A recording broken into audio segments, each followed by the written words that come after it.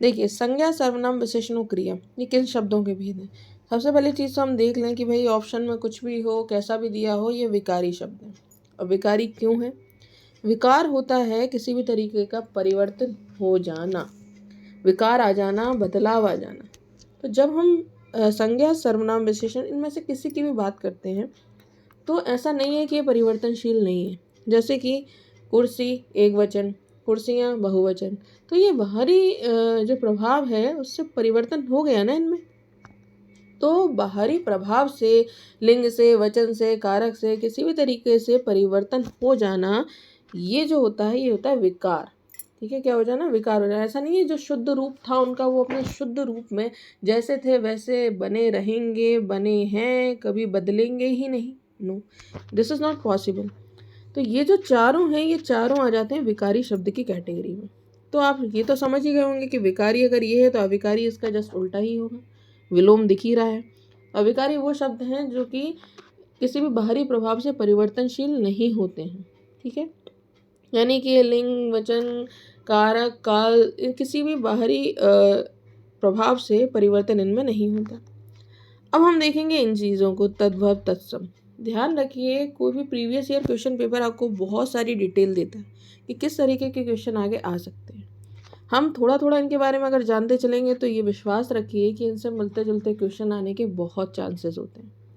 तो हम देखते हैं तत्सम तद्भव को, तो हमें ये सवाल में ही मिल जाएगा। ठीक है, जैसा कि मैंने कहा था, जो शब्द समय के साथ परिवर्तित होकर हिंदी में आए हैं। मतलब देखिए, बहुत प्राचीन, पुरानी, सबसे पुरानी जो भाषा है वो कौन सी है? संस्कृत। कौन सी भाषा है? संस्कृत। हम जब अपने देश की बात कर रहे हैं तो यहाँ पर ऐसे शब्द जो परिवर्तित होकर यानी संस्कृत से बदलकर उनमें धीरे धीरे चेंज हुआ। हम एज इट इज़ जैसे वो संस्कृत में है एज इट इज़ उनको यूज़ नहीं करते। जैसे कि सूर्य हम बोलते हैं आज भी, लेकिन हमेशा सूर्य की जगह कई बार बदल के भी इस्तेमाल किया जाता है। सूरज हो गया, इस तरीके से बदल कर भी हम इस्तेमाल करते हैं।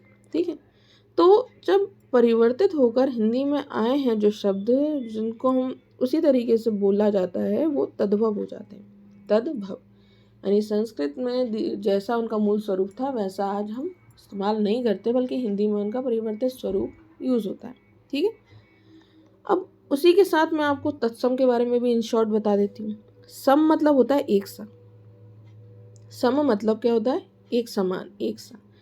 तो जैसे वो संस्कृत में थे एज इट इज़ आज भी यूज़ होते हैं, करते हैं हम उनका कई जगह एज इट इज़ यूज़, तो वो शब्द हमारे क्या कहला जाते हैं? तत्सम। ठीक है, तो जब हम तत्सम की बात करेंगे तो तत्सम शब्द भी आप समझ गए क्या होते हैं। ठीक है, तो तत्सम शब्द वो होते हैं जो संस्कृत में जैसे यूज़ होता है एज इट इज़ हम उनको यूज़ कर सकते हैं। जैसे हम कृष्ण को ले लें, कृष्ण जी जो है हमारे, उनको ले लें। ये शब्द संस्कृत में देखें यहाँ देखें लगभग समान है। ठीक है, तो चलिए ये तो हो गई इन शॉर्ट में बात। अगर आप चाहते हैं डिटेल में हम डिस्कस करें तो आप कमेंट सेक्शन में ज़रूर बताइएगा। ओके, ना हम नेक्स्ट क्वेश्चन की बात करते हैं। देशज, देख देश ये लिखा हुआ है यहाँ पर, बस कोई कन्फ्यूजन की रिक्वायरमेंट ही नहीं है। देसी, देशज यानी देसी। तो देशज शब्द इनमें से कौन सा नहीं है, यानी देशी शब्द कौन सा नहीं है, बहुत शॉर्ट में हम बात करते हैं। ये तो सब हमारे बहुत जाने पहचाने शब्द हैं भाई। पादरी जो वर्ड है वो एक्चुअली यहाँ का नहीं है, यहाँ से उत्पन्न नहीं है। क्रिश्चियनिटी में जैसे कि हमारे यहाँ पंडित जी होते हैं, पुजारी जी होते हैं, वैसे क्रिश्चियनिटी में देखें हम तो ये जो होता है होते हैं पादरी, जो प्रीस्ट होते हैं। ठीक है, तो इसलिए पादरी शब्द जो है वो देसी नहीं है, तो हम ये यहाँ से बोल सकते हैं। ओके, नाउ नेक्स्ट हमारा जो क्वेश्चन है वो है आसक्ति का अर्थ। आसक्त हो जाना मतलब किसी से गहरा जुड़ाव हो जाना। ठीक है, तो गहरा जुड़ाव, यहाँ पर प्रेम की बात नहीं हो रही है, इसलिए कंफ्यूज ना हो। आसक्ति एक अलग चीज़ है और प्रेम एक अलग चीज़ है। आसक्ति यानी कि हम किसी चीज़ पे इतने डिपेंड, हमें उसकी इतनी मतलब ललक है, इतनी चाहत है, हम उसके प्रति इतने ज़्यादा डेडिकेटेड हो गए हैं, वो एक अलग चीज़ है। प्रेम एक अलग चीज़ होती है। ठीक है, घृणा तो बिल्कुल अलग ही चला गया है, खैर हम इनमें नहीं जाते हैं। तो आसक्ति जो है वो होती है गहरी चाह रखना किसी चीज़ के लिए। ठीक है, ओके। अता पता शब्द उदाहरण है। अता पता देखिए कितने मिलते जुलते हैं, तो इतना तो समझ में आ गया कि भाई अता और पता विपरीत तो बिल्कुल नहीं है, पर्यायवाची भी नहीं है, क्योंकि अता कुछ और ही है और पता कुछ और ही है। तो कई बार अगर हमें कन्फ्यूजन हो कि भाई ये क्या चीज़ आ गई है, तो हम अगल बगल के ऑप्शंस को भी देख लें, क्या ये हो सकते हैं। तो इससे हमें क्या होगा, बहुत हद तक हेल्प मिलेगी हमारा आंसर डिसाइड करने में, ठीक है, और चीज़ों को समझने में भी, ठीक है। अनेकार्थी भी नहीं है यहाँ पर, निरर्थक सार्थक युग्म, ध्यान रखिए, निरर्थक सार्थक युग्म जो है उसमें मिलते जुलते एक दूसरे से, जिनका प्रोनाउंसिएशन सेम होता है, वो वर्ड होते हैं। ओके, अब यहाँ पर हम अगले शब्द के अगले सवाल की बात करते हैं। तो उसमें सोना का पर्यायवाची पूछा गया है। सोना का पर्यायवाची साफ साफ यहाँ पर हमें दिखाई दे रहा है स्वर्ण। इसके अलावा कनक जो है उसको भी आप सोने के समान कह सकते हैं, उसका पर्यायवाची कह सकते हैं। जिसकी पत्नी मर गई हो उसके लिए कौन से शब्द का इस्तेमाल होगा भाई? जिसकी पत्नी मर गई हो उसके लिए आप कौन से शब्द का इस्तेमाल करेंगे भाई? जिसका पति मर जाता है उसके लिए तो विधवा शब्द का इस्तेमाल होता है, और जिसकी पत्नी मर जाती है उसके लिए हम विधुर शब्द का इस्तेमाल करते हैं, ठीक है। ऐसा नहीं है कि हम चले तो और अब उसको भी विधवा ही बोल दिया भाई, नहीं, विधुर। क्या हो गया? विधुर। जैसे वर होता है ना, वर, उसको वर बोला जाता है, ठीक है, और लड़कियों को क्या बोला जाता है? वधू, ठीक है। तो यहाँ पे इसको रिलेट कर सकते हैं और यहाँ पर इसको रिलेट कर सकते हैं, विधुर, ठीक। ओके, अब हमारा नेक्स्ट जो क्वेश्चन है वो है शयन का संधि विच्छेद इनमें से कौन सा है? बहुत आराम से देखते हैं, क्वेश्चन दूसरे तरीके से भी बन सकता था। जब मैं शयन की बात करूं तो इसमें जो है बीच में या है, ठीक है। आपने देखा क्या आया? या। ध्यान रखिए जब इस तरीके से बनता है कुछ, तो हम यहाँ पर अयादि संधि को देखेंगे। कौन सी संधि? अ या दी संधि, ठीक है। ये जो या बन रहा है ना, अयादि संधि। अभी ये या बना कैसे? ये ए और आ जब आपस में मिले ना तो मिलकर बना। तो यहाँ पर ए जो और आ जो मिले हैं इनसे मिलकर क्या बना? या। क्या बना? या। और कौन सी संधि हो गई? अ या। ये ए और आ मिलकर अया बन गए हैं। क्या बन गए हैं? अया बन गए हैं। और ये अया से बन गई है अयादि संधि। कौन सी संधि? अयादि संधि, ठीक है। तो ध्यान रखिएगा ए और आ मिलकर अया बन जाते हैं, ठीक है। अया की तरह हम इनको प्रोनाउंस करेंगे और यही कहलाती है अयादि संधि। बहिष्कार का विलोम शब्द देखिए, सविकार सही नहीं लग रहा पढ़ने में, सविकृत भी सही नहीं लग रहा है। तो बहिष्कार का विलोम यानी उल्टा जस्ट क्या हो जाएगा? स्वीकार, ठीक है। इसमें बहुत ज़्यादा कुछ डिस्कस करने वाला भी है नहीं है, तो हम आगे बढ़ते हैं। नेक्स्ट जो हमारा क्वेश्चन है वो है बद उपसर्ग। उपसर्ग वो होता है जो आगे लगता है शब्द में, ठीक है। तो बद क्लियरली यहाँ पे लगा हुआ है, तो इसमें कुछ ज़्यादा सोचने वाली बात नहीं है। तो बद सलूक, ये इसका आंसर हो गया। अब कुसुम कोमल शब्द में कौन सा समास है? तो जब हम कुसुम कोमल शब्द में समास की बात करते हैं तो इसमें जो मुख्यतः समास है वो है कर्मधारय। कौन सा समास है? कर्मधारय। क्योंकि यहाँ पर ये बोल रहा है ये कुसुम के समान कोमल है। कुसुम के समान यानी कुसुम सा कोमल, कुसुम यानी पुष्प के समान कोमल। तो यहाँ पर उसका कर्म मायने रख रहा है भाई कि उसका कर्म क्या है? सॉफ्टनेस, कुसुम के समान कोमल, ठीक है। तो यहाँ पर कर्मधारय, कर्म प्रमुख हो गया है, तो कर्मधारय समास आ गया यहाँ पर। ओके, अब अगला सवाल जो है उसमें है मुंह छुपाना भाई। तो जब हम मुंह छुपाने की बात करते हैं तो भाई ये लज्जित होना होता है। ऐसा नहीं है कि हमने अपने पल्लू से ढक लिया, नहीं, मुंह ऐसा नहीं है, डर रहे हैं, नहीं, ऐसा भी कुछ नहीं है। हमें शर्म आ रही है, हम लज्जित हो गए हैं किसी कारणवश, तो हमें मुंह छुपाने के अलावा कोई रास्ता ही नहीं बचा है, तो लज्जित हो जाना, ठीक है।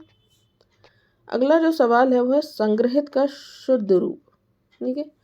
जब हम संग्रहित के शुद्ध रूप की बात करें तो इनमें से संग्रहित का शुद्ध रूप जो होगा वो लेखन की दृष्टि से होगा ये वाला, ठीक है। लेखन की दृष्टि से हम क्या बोलेंगे? ये वाला इसका सही रूप है। नहीं, इसमें हित लिखा हुआ है, संग्रहित नहीं। लेखन की दृष्टि से संग्रहित ये जो है ये सही होगा।